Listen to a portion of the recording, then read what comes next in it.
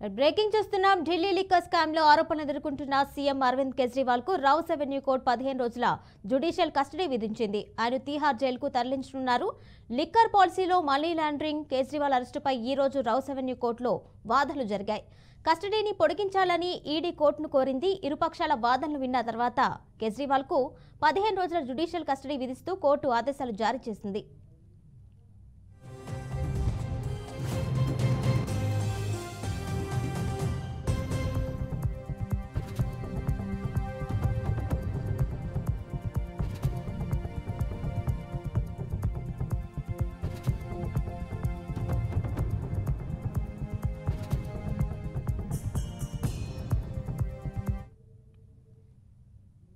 Delhi liquor scam లో ఆరోపణలు ఎదుర్కొంటున్న సీఎం అరవింద్ కేజ్రీవాల్ కు రౌస్ అవెన్యూ కోర్టు 17 రోజుల జ్యుడిషియల్ కస్టడీ విధించింది. ఆయన్ను తీహార్ జైలుకు తరలించనున్నారు. లిక్కర్ పాలసీలో మనీ లాండరింగ్ కేజ్రీవాల్ అరెస్టుపై ఈ రోజు రౌస్ అవెన్యూ కోర్టులో వాదనలు జరిగాయి. కస్టడీని పొడిగించాలని ఈడీ కోర్టును కోరింది. ఇరుపక్షాల వాదనలు విన్న తర్వాత కేజ్రీవాల్ కు 15 రోజుల జ్యుడిషియల్ కస్టడీ విధిస్తూ కోర్టు ఆదేశాలు జారీ చేసింది. దీనిపై మరింత సమాచారం మా ప్రతినిధి లిఖిత అందిస్తారు. లిఖిత, చెప్పండి.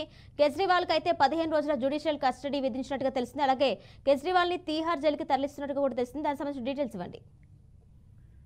రైట్ కిరణ్మయి, ఈ కేసులో చూసుకున్నట్లయితే సీఎం మొట్టమొదటిసారిగా ఓ సీఎం పదవిలో ఉండగా తాను తీహార్ జైలుకి వెళ్లడం, ఇలాంటి ఓ ఆరోపణలు అయితే చాలా మంది ఇంతకు ముందు ఎదుర్కొన్నారు. కానీ తీహార్ జైలుకి మొదటిసారిగా వెళ్తున్న సీఎం అది జరిగింది. ఈడీ 9 సార్లు వారి సమర్లను పంపినప్పటికీ కూడా ఆయన యొక్క ఏవైతే సమర్లకు రెస్పాండ్ కాకపోవడమే ఈ రోజు ఇంత దాకా తీసుకొచ్చింది అని కూడా కొంతమంది విశ్లేషకులు అంటున్న మాట అయితే వినిపిస్తుంది. అయితే మార్చి 21న ఆయనను అరెస్టు చేసిన ఈడీ 22న కోర్టుకు హాజరుపరిచారు. ఆ తర్వాత 23 వరకు ఆయనకు కస్టడీని అయితే విధించడం జరిగింది. ఆ తర్వాత మరో 3 రోజులు అంటే ఏప్రిల్ 1 వరకు ఈ యొక్క కస్టడీని పొడిగించారు.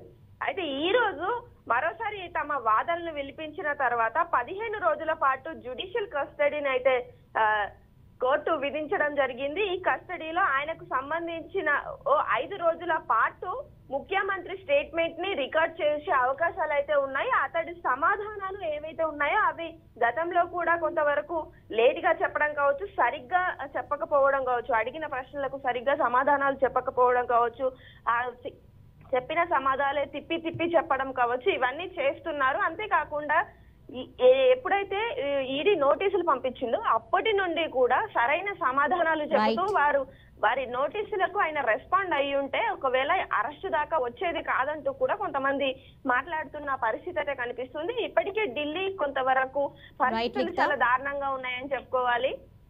Right Likhitha, thank you.